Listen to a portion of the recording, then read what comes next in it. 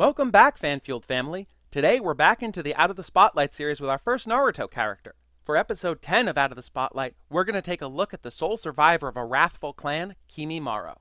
Now, it should go without saying that this video will contain spoilers for both Naruto and Naruto Shippuden, but come on, the anime ended over 7 years ago. Born to the now extinct Kaguya clan, Kimimaro was brought into the world at a time of strife. His clan, the Kaguya, were famous for their savagery in battle and their unbridled bloodlust. The clan were the inheritors of a powerful ability originally wielded by the ancient princess Kaguya Otsutsuki, who defied her clan and ate the fruit of the divine tree, thus passing chakra onto the world. Now, the clan name requires a tiny bit of explanation. The English dub of the Naruto anime, which is official, pronounces it Kaguya. This isn't a perfect match for the origin of the clan's name, Kaguya Otsutsuki. However, as she lived around 1,000 years before the events of the story, it's possible that either pronunciation is correct. After all, language does mutate and corrupt over time. I'll be using the two interchangeably. Even among the clan, who launched brutal attacks unprovoked to prove their strength and sate their bloodlust, Kimimaro was feared for his gift. He was shunned and kept locked up whenever his powers were not needed.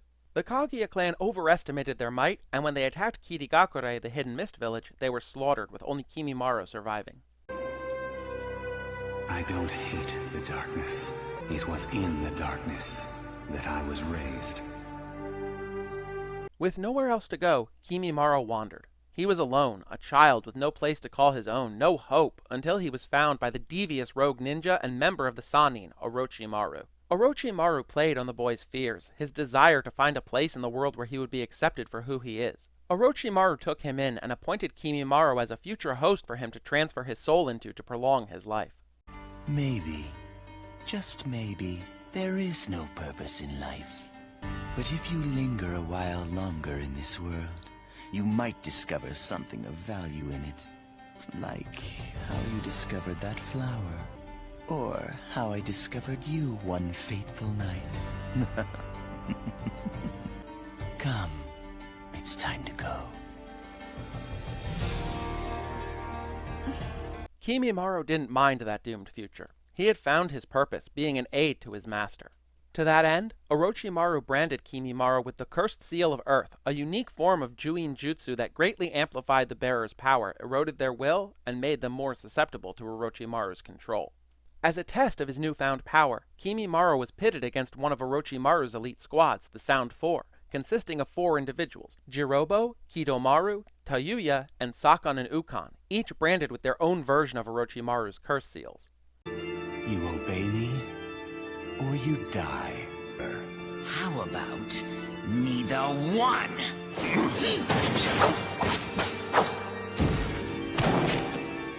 Now then, I'll ask you once again.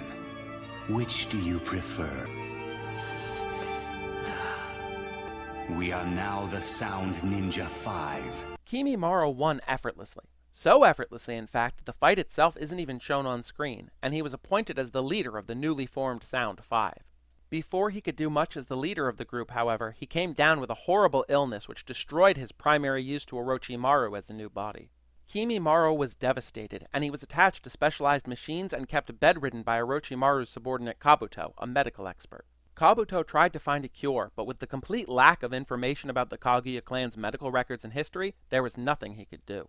My damaged body is of no use to him. That was my purpose, and it's gone. Orochimaru, having failed in the past to acquire the legendary Sharingan from Itachi Uchiha, set his eyes on Itachi's younger brother, Sasuke. After some coercion and a curse seal, Sasuke defected from the Leaf, escorted by the Sound Four. When their attempt to spirit Sasuke away was delayed by the pursuit of Konoha's recovery team, Choji Akamichi, Neji Hyuga, Kiba Inuzuka, Naruto Uzumaki, and their leader, Shikamaru Nara, Kabuto woke Kimimaro. Despite his poor health, Kimimaro set out to secure Sasuke for Orochimaru, not minding that it would likely result in his death. In his eyes, Sasuke was his legacy, the next body for Orochimaru since he himself could no longer fill that role. It's as you say. My damaged body is of no use to him as a vessel for the transference jutsu. That was my purpose, and it's gone. What is there left to give my existence meaning? I see now what I must do. I was not meant to be the vessel. I was meant to find the vessel and bring it safely here, even at the cost of my life. With each of the Sound Four occupied by one of the retrieval team, Choji fighting Jirobo, Neji fighting Kidomaru, Kiba fighting Sakon and Ukon, and Shikamaru squaring off with Tayuya, that only left Naruto to fight Kimimaro. Kimimaro displayed an insane level of combat skill, effortlessly handling Naruto's dozens of clones. There sure is a lot of garbage scattered around here, but trash is just trash after all. It simply needs to be cleaned up.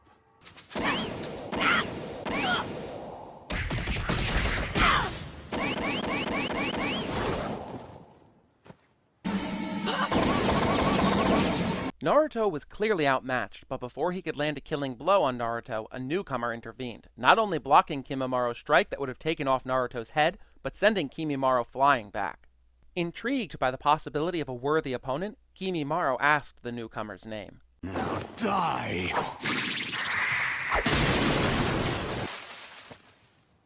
Who's this? In his eye, the rejuvenated Leaf Village's handsome devil.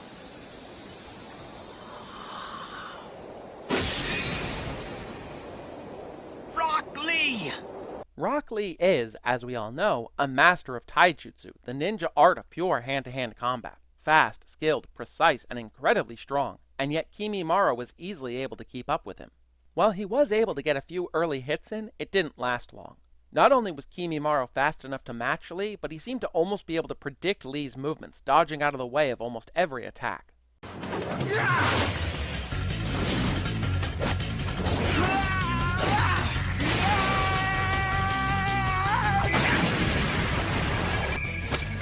He is too fast. I cannot land a single kick. Your style's too direct. Almost obvious. Kimimaro's unique ability, which we'll discuss later in greater detail, made it impossible for Lee to even touch him. His manipulation of his bones allowed him to block and even catch Lee's attacks. Lee unintentionally changed tactics when he drank what he thought was his medicine, but was, in fact, some of Tsunade's sake, and his fighting style became much more unpredictable and chaotic as he fell into the Naruto version of one of my personal favorite martial arts ever, Drunken Fist. Whatever it is the worst tasting medicine I have ever...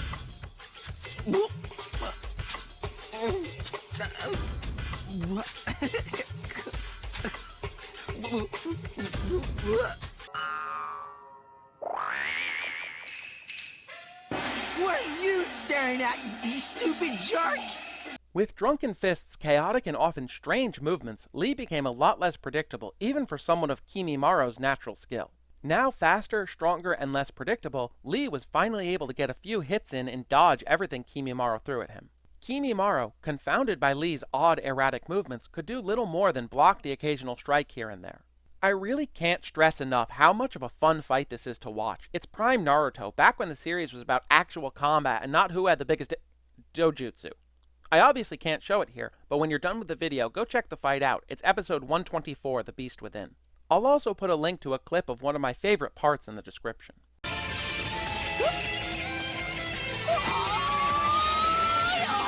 Realizing that this wasn't working, Kimimaro activated his curse seal and released his bones. Now able to keep up, Kimimaro delivered a brutal strike to Lee and, believing he was dead, turned to head after Naruto. Lee, however, once again showing his indomitable will and utter refusal to quit, rose and attacked again. Kimimaro tossed him aside like a rag doll, only for an old foe but new friend to arrive. Please, wait. From now on, we play for keeps. Primary Lotus!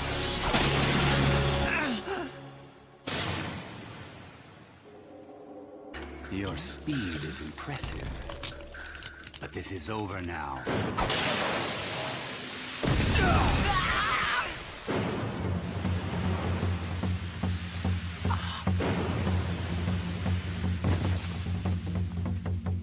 Who are you? Of the sand.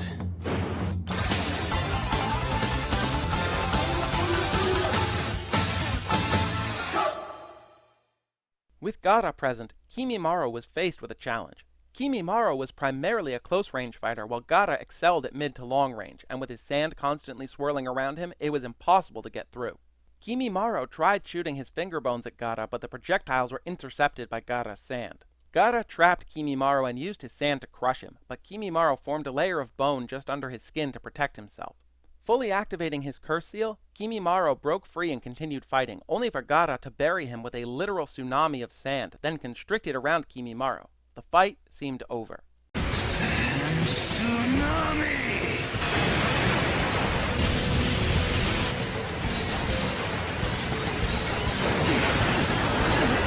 Kimimaro, however, refused to die, not while he could still be of some use to Orochimaru. He activated his curse seal's second stage and brute forced his way up and out of the sand. With a declaration of his disdain for the sand, I'm tired of that sand. I don't like sand. he pulled his own spine out to use as a weapon to hold Gaara in place so he could land a finishing blow, but Gaara solidified a barrier in front of himself. Kimimaro attempted to drill through it, but his bone spear shattered against Gaara's ultimate defense. This bone is my strongest. It will bore right through you. Ultimate defense! Shikaku's shield!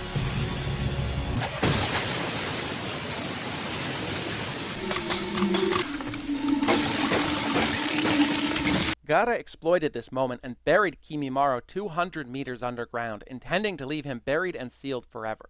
Kimimaro, however, had one last trick up his non-existent sleeve, the Bracken Dance, which erupted an entire forest of tree-sized bone spikes from the ground, forcing Gaara to take Lee up into the sky on a small cloud of sand. With Gaara's chakra all but gone, the pair were easy targets for Kimimaro as he emerged from one of the spikes and stabbed at Gaara. Bracken Dance.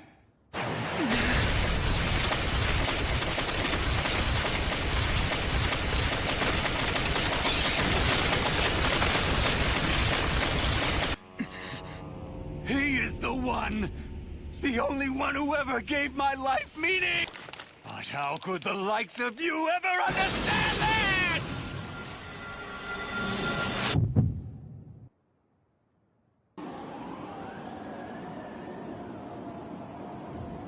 He is dead. The blow never landed. Kimimaro was finally taken by his illness mere fractions of a second before his attack impacted. His final thoughts were of his lord, Orochimaru. In the aftermath of the battle, Gaara considered Kimimaro and what drove him to sacrifice everything for an evil man like Orochimaru. To feel so strongly for someone you would fight for them and die for them. However, what if this person you honor and would even die for is not a virtuous person? Impossible! Such a person would be unworthy of honor or respect. No. Perhaps the companionship of even an evil person is preferable to loneliness. Several years later, when Kabuto activated the Impure World Resurrection to reanimate powerful warriors to wage war against the allied shinobi forces, Kimimaro was reanimated. With infinite chakra and no physical exhaustion or illness, Kimimaro was able to shred his way through the Land of Iron samurai, and even against the chakra-infused swords the samurai used, Kimimaro's bones were stronger. When the reanimated Itachi Uchiha forced Kabuto to end the effect, Kimimaro faded back into the afterlife. Kimimaro is slender, almost gaunt, and has slightly off-white hair combed into a zigzag part. He has pale green eyes and usually wears a loose pale lavender robe along with black pants and a massive purple rope belt that Orochimaru and many of his subordinates wear. He stands at only 5'3" and is just under 110 pounds. At the time of his death, he was only 15 years old. He has no eyebrows, and he, as well as the rest of his clan, have 2 red dots on their forehead. This is a reference to his name, which we'll discuss in the behind-the-scenes section. Many of his physical traits harken back to the namesake of his clan, Kaguya Otsutsuki, his hair color and the zigzag part most notably. Kimimaro is a soft-spoken individual. Unlike the rest of his clan, he had no interest in fighting or killing. He saw his skills as a way to be of use to others, something that Orochimaru preyed upon. When he met Orochimaru, he developed an impressive amount of loyalty to the man, bordering on that of a father figure or even religious idolization. He truly believed that Orochimaru was the only reason he had to exist, and Orochimaru's goals became his own goals, no matter how much he had to suffer or sacrifice to help Orochimaru achieve them. The earth, its curse mark. With this, I become a part of you, Lord Orochimaru? Come, see the truth of the world through my eyes, Kimimaro. It all could be ours, yours and mine. Will you come? Yes. Excellent. I knew that I could count on you. Kimimaro had a distaste for those he deemed weak, calling enemies he saw as beneath him trash, and even allies. He would not hesitate to execute this trash around him even if they were allies. The only reason he didn't kill Kaguya on the spot for her failure to get Sasuke to Orochimaru in time was that she still had a job to do, buying Sasuke time to get away. Kaguya, I could end your life right now if I wished to. The reason I've decided to spare you is because you have a duty that you must complete. Despite that, he does have a sense of honor and will give opponents he sees as worthy time to prepare. It's over.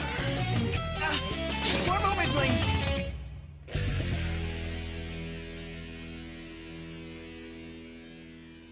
He rarely shows any emotion, save for surprise or rare moments of anger when his faith in Orochimaru is questioned. Kimimaro is widely regarded as the most powerful member of his clan, able to handle most foes he came up against with little effort. He had the unique ability to calm the rages of Jugo, another subordinate of Orochimaru and from whom the technique of the curse seal was derived. He is incredibly agile, able to easily handle entire crowds of foes and even just casually dodge out of the way of attacks.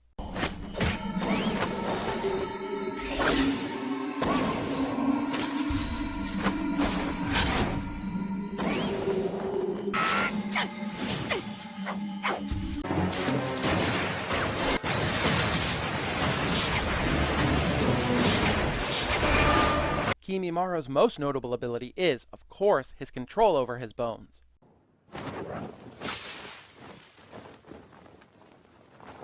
Known as Shikotsumyaku, literally translated as Dead Bone Pulse, this ability was the Kaguya clan's kekke genkai, or bloodline limit, a trait passed down through a bloodline like the various clan dojutsu, the Sharingan, the Byakugan, and so on. In the most technical definition, Shikotsumyaku allows its user to freely manipulate their osteoblasts, cells that create bone, and osteoclasts, cells that destroy bone.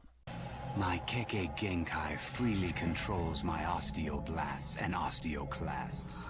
It allows me to alter the concentration of calcium and form new bones altogether. What this means is that Kimimaro has complete and total control over his skeletal structure, able to greatly harden it, replace it, alter it, or even create new bones in the form of his choice to use as weapons. The most basic example of this is his ability to manifest a bone sword from his shoulder.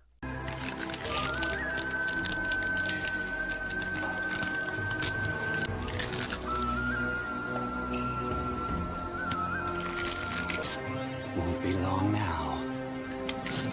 He's able to sprout bone structures as improvised armor, even fast enough to catch incoming attacks, create a bone membrane under his skin to protect himself from being crushed, shoot his finger bones out with velocity comparable to real-world bullets, and even create massive forests of tree-sized bone spikes. Combining Shikotsumyaku with his natural combat skills, he could blitz through an entire army of enemies in moments, stabbing, slashing, and impaling his foes. Well, we're boned! Kimimaro refers to almost all of his bone attacks as dances, followed by the name of a flower. For example, the giant bone drill attack is called Dance of the Clematis Vine and Dance of the Clematis Flower, the first being binding his foe with his spine and the second being the actual stab. Shikotsumyaku also allows Kimimaro the ability to harden his bones significantly, making them denser and harder than steel. He could further advance this by creating weapons out of bone and greatly improving their durability, effectively giving him an endless supply of harder than steel swords. It's no use. It's no use! This is no ordinary bone. It's of the highest density, as hard as tempered steel. Kimimaro Shikotsumyaku is a clear descendant of one of Kaguya's abilities that we see at the end of the series, all-killing ash bones. Kaguya could shoot bone spikes at enemies, and if they penetrated, the target died, crumbling into ash. His Cursed Seal of Earth amplifies his power, speed, and, like other Cursed Seals, grants him additional forms. The seal in its basic state takes the appearance of a trio of curved lines set just above his sternum. When he activates the first stage, the mark spreads across his body, looking almost like cracks in his flesh. The second and final stage of the Cursed Seal completely transforms Kimimaro. His skin darkens, he gains black markings around his eyes, his hair goes from an almost white to a soft gray, and his eyes change from green to yellow with black sclera. Large bones erupt out of his back, and he grows a powerful tail lined with bones. In this state, he loses a bit of his speed, but makes up for it in sheer strength. With the Cursed Seal pumping Orochimaru's chakra through his body, he can perform techniques he otherwise would not be able to. The Dance of the Clematis can only be used in this form, as can the Dance of the Seedling Fern, his final attack. His mere appearance on the battlefield is an immediate indication that Orochimaru's foes should tremble in fear. They are royally boned. Kimimaro only really has two weaknesses, and one is significantly more crippling than the other. First, his minor weakness is a lack of experience. He is only 15, and most of his early childhood he was locked in a cage. This weakness is, of course, offset by his incredible power and skill. His second weakness is his illness. When he became sick, he not only lost all of his value to Orochimaru and fell into depression, but when he did find a final purpose of ensuring that Sasuke arrived safely to Orochimaru, he was sick.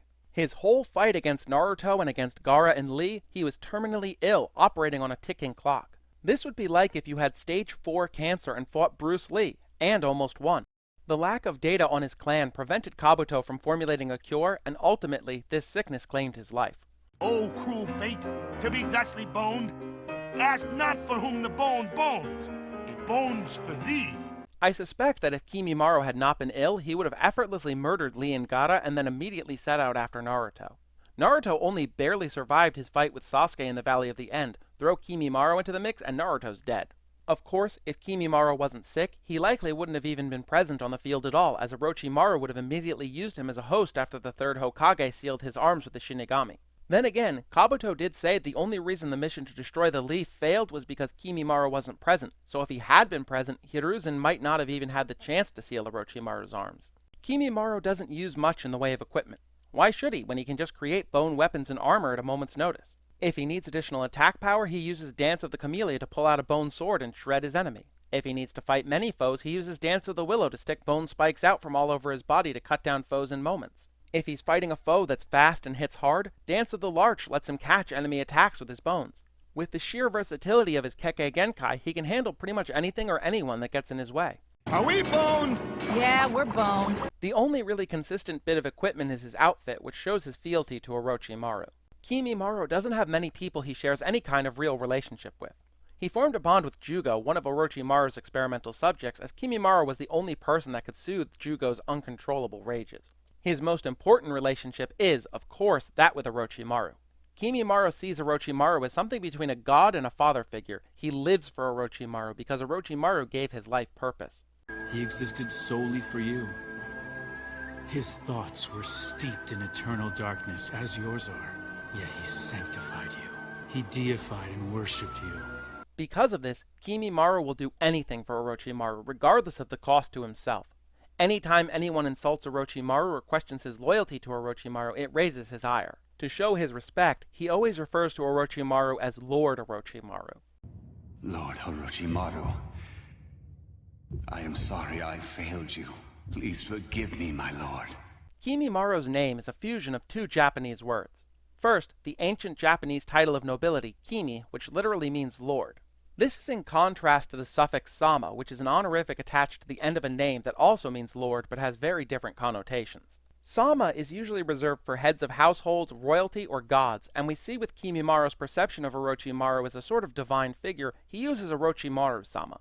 Kimi is simply used for lords of a local area, something like a mayor. The second half of his name is the slang term Maro, a Japanese term that refers to someone with thin or shaved eyebrows. This was a tradition of noblemen in ancient Japan where shaving off one's eyebrows and painting 2 dots on the forehead was a mark of nobility, something Kimimaro also has. In the manga, Kimimaro Shikotsumyaku is much more gruesome, showing his body splitting apart so he can access his bones. In the anime, it's censored to a much more tame appearance of his skin simply opening a small hole for his bones to come out, accompanied by a crackling sound as his bones shift and grow and shrink.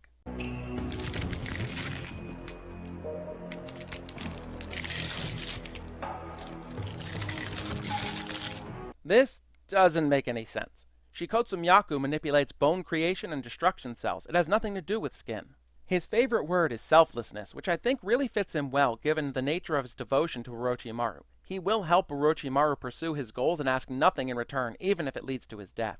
In the original Japanese, Kimimaro is voiced by Toshiyuki Morikawa in his primary appearances and by Makoto Tsumura as a child in flashbacks. In English, Kimimaro is voiced by Keith Silverstein in his primary appearances and by Kari Walgren as a child in flashbacks. Orochimaru-sama. Sumimasen. Orochimaru-sama. Lord Orochimaru, I am sorry I failed you. Please forgive me, my lord. 僕どうしてこんなところにいるの？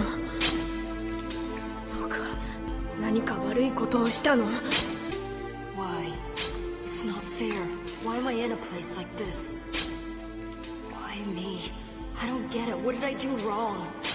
Kimimaro has appeared in a number of Naruto video games, as early as 2005 and as recently as 2023. In my favorite Naruto video game, Naruto Shippuden Ultimate Ninja Storm 4, he's one of my top choices as I love characters that are fast and can rapidly overwhelm the foe. In that regard, he stands with Yugito Ni, Minato Namikaze, and Shisui Uchiha.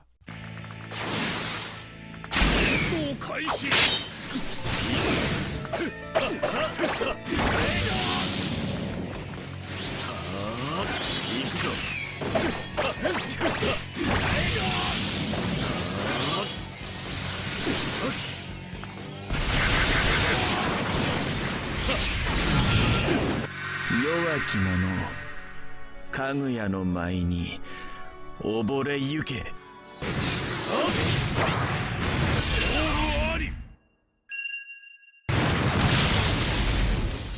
Kimimaro does have a theme song, though it's an unreleased track, simply called Kimimaro's Theme. It's a sad, soft piano melody that really captures his whole life in a snapshot.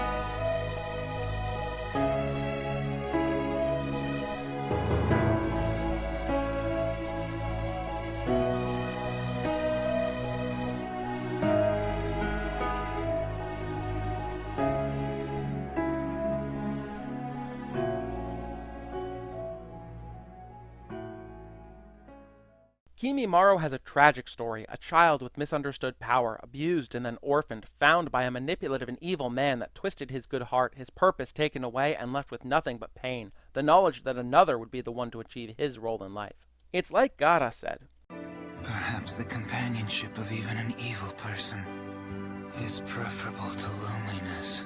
I've liked Kimimaro from his first full appearance on screen. I like his visual design, his quiet, almost contemplative personality, and Shikotsu Myaku is such a cool ability. We don't really see many fictional characters that have that kind of real control over their bones.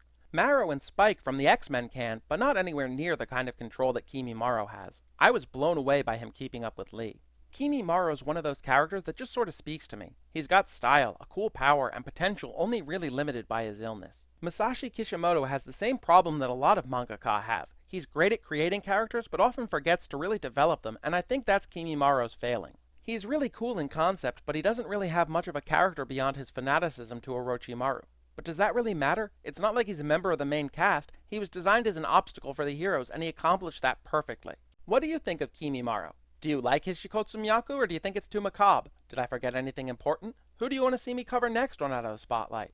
Thank you so much for watching. If you liked what you just watched, please consider liking, leaving a comment, and subscribing. It all really helps out, and it's the best way to support me and what I do here on the channel.